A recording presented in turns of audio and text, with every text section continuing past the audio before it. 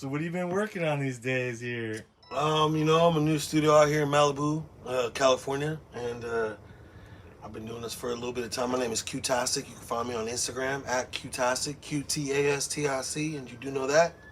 I have my boy Kyle come over here today and help me try to figure out some MIDI routing that you guys probably seen on his show. You know, how you connect the two MPCs. You know, get them all linked in and you know, everything MIDI'd up correctly, because you know we making beats via you know, standalone mode, no plugins, no computer. This is just all, you know, straight up coming from this.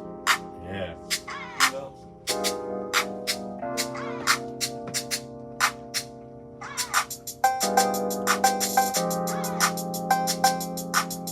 Some lightweight vibes.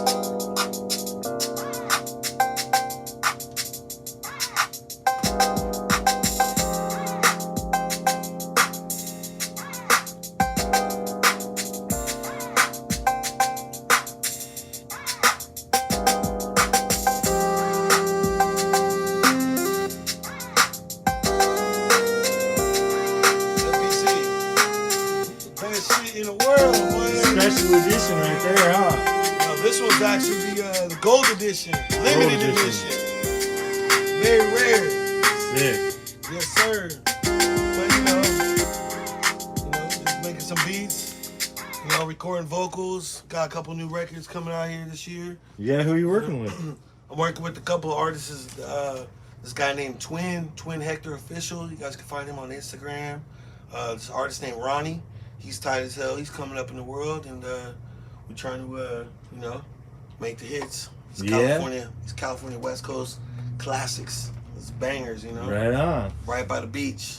Yeah, dude. Yes, I like sir. it down here. Yeah, it's nice. It's nice. Yeah. So you got a bunch of synthesizers. So what's like your favorite synthesizer out of all these ones? Ooh, I mean, right now it's the Phantom. Hands down, the Phantom. I got the Motif original right here just because, you know, this is what I started off with when I was a kid. You know, and it's got some great sounds that I love to, you know, have in my collection. The Gaia 2, nobody has this.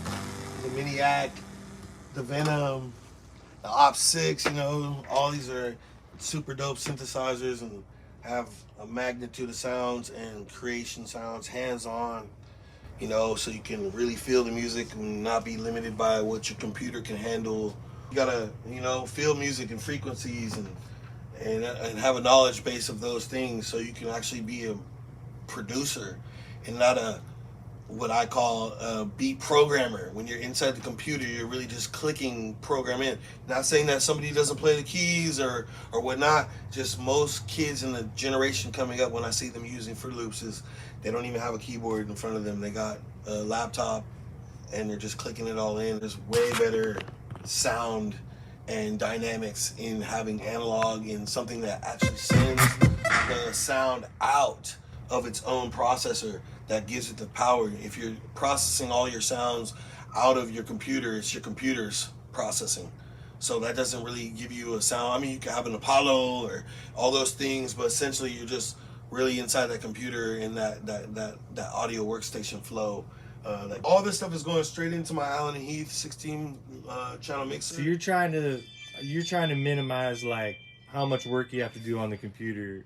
Yeah, if I ever want to, only time I want to be in the computer is when I'm doing Pro Tools. Yeah. Pro Tools is the best. So I want to be in Pro Tools when I'm sitting in front of the computer. I don't want to search for frequencies in front of the computer, if that makes any sense to you. Yeah, totally. I want to feel the frequencies when I'm playing this stuff, when I hear my 808s. I don't want to have to like sit there and try to program it in. I mean, essentially this is a programming machine as well, but the way that it programs versus the computer is something that, why the computer is doing it like this is because this is the originator of the hip-hop music, and this is what routed it out. It's like the MIDI king. They give it to it, they tell us this. They have multiple variants of these different machines that all have a different sound to them particularly. Now there's a lot of flack on the internet, you know, right now with the MPC-X's and the Lives and all their same simple sounds on what comes out of this machine versus like a 1980, you know, MPC 3000 would have a different, grittier sound due to its age and technology. When this is like, you know, top tier. They got the new SE that just came out, you know, and, Yeah. and that one's way more beefed up and has way more kicks and bells to it. But you know, essentially, yeah, we have the same I/O and the same, you know, AD to AD to DA converters and conversion in the back. But I still feel like this sound is better than the computer sound, even though we can't go back and get that old sound unless you want to buy an old MPC and to get that, which you have. What was like the first one that you had? I had MPC 2000 XL. Nice. Right there, embedded. For life, dude. For life, yo. Get involved in understanding the sonic frequencies that you listen to. Sweet looking MPC right there, Yeah, dude. this is the one. That's one you hang on to forever, right there. They only made about 500 of these. Nice. They're like super limited, and I searched for years and I got one. But I had this one the first day. I got this one the first day. It's my baby. Yeah. This is my queen. She runs. And super everything. fun, like when you realize when you crack that thing open and you start playing with it, it's like, man. Oh man, they're so. You can take one sound and then like just boost it off into like keyboard land. Oh my god, in keynote space, like yeah, you can just go so crazy on the Sonics. So good to meet you. You guys check him out on his page and you know get your MPC ASAP.